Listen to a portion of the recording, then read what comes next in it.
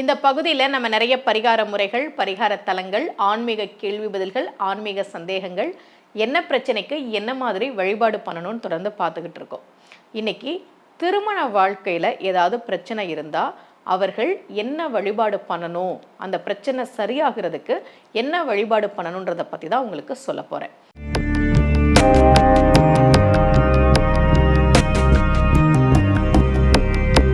ரகசிய உண்மைகள் சேனலை பார்த்து கொண்டிருக்கும் உங்கள் அனைவருக்கும் சுமதி ஸ்ரீயின் அன்பு வணக்கம். இப்போ ஒரு ஜாதகம் காட்டியிருக்கேன் பாருங்களேன். தனுசு லக்னம், 7ஆம் அதிபதி 8ல் இருக்கு, களத்திரக்காரகன் சுக்கிரன் நீசம். இப்போ இவங்களுக்கு புதன் தசையில் தான் கொஞ்சம் திருமண வாழ்க்கையில் பிரச்சனை அப்படின்னு என்கிட்ட ஜாதகம் பார்க்க வந்தாங்க.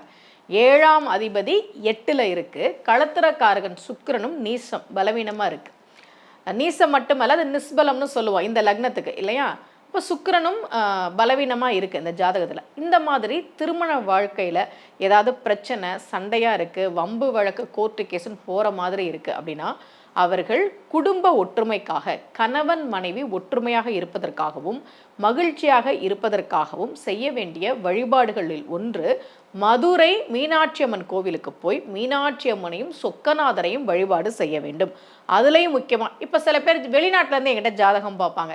நாங்கள் லண்டனில் இருக்கோம், நாங்கள் அமெரிக்காவில் இருக்கிறோம், அங்கேருந்து இவ்வளோ தூரம் நாங்கள் கோவிலுக்கு வர முடியாதே, நாங்கள் என்ன பண்ணுறதுன்னு கேட்பாங்க. அவங்களுக்காக தான் பதிகங்கள், பாசுரங்கள் சொல்லுங்கள் அப்படின்றதையும் நான் பரிகாரமாக கொடுத்துட்ருக்கேன். ஒருவேளை நீங்கள் வெளிநாட்டில் இருந்தீங்கன்னா என்ன பண்ணலான்னா, நான் சொல்கிற இந்த பாடலை ஒவ்வொரு நாளும் நம்பிக்கையோடு பாராயணம் பண்ணுங்க. ஏன்னா என்கிட்ட ஜாதகம் பார்க்கும்போது நிறைய பெண்கள் சொல்லுவாங்க, ரொம்ப பிரச்சனையாக இருக்குமா, என்ன பண்ணுறதுன்னு தெரியல, ரொம்ப கஷ்டப்படுறோம் அப்படின்னு சொல்லுவாங்க. நிறைய பேர் இந்த மாதிரி திருமண வாழ்க்கையில் பிரச்சனை உள்ளவர்கள் இதெல்லாம் நம்ம பார்த்துக்கிட்டு இருக்கிறோம் ஜோதிடம் பார்க்கறதுனால. அப்படி ஏதாவது பிரச்சனை இருந்ததுன்னா அது சரியாகிறதுக்கு மதுரை சொக்கநாதரை, சோமசுந்தர கடவுளை உள்ளம் உருகி வழிபாடு செய்யுங்கள். வேதியா, வேத கீதா, விண்ணவர் அண்ணா என்று ஓதியே மலர்கள் தூவி ஒருங்கி நின் கழல்கள் காண பாதியோர் பெண்ணை வைத்தாய், படர் சடை மதியம் ஆடும் ஆதியே, ஆலவாயில் அப்பனே அருள் செய்வாயே. திரு ஆலவாய் என்பதுதான் மதுரையினுடைய பெயர்.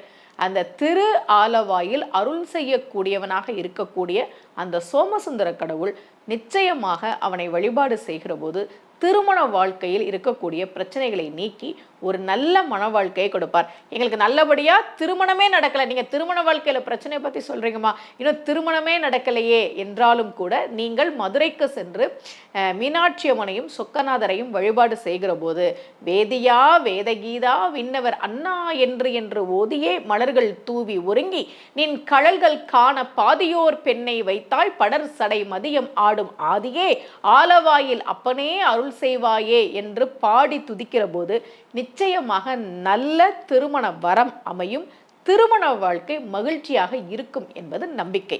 இதே போல மீண்டும் ஒரு பரிகார முறையோடு உங்கள் அனைவரையும் சந்திக்கிறேன். அனைவருக்கும் அன்புடன் சுமதி ஸ்ரீ.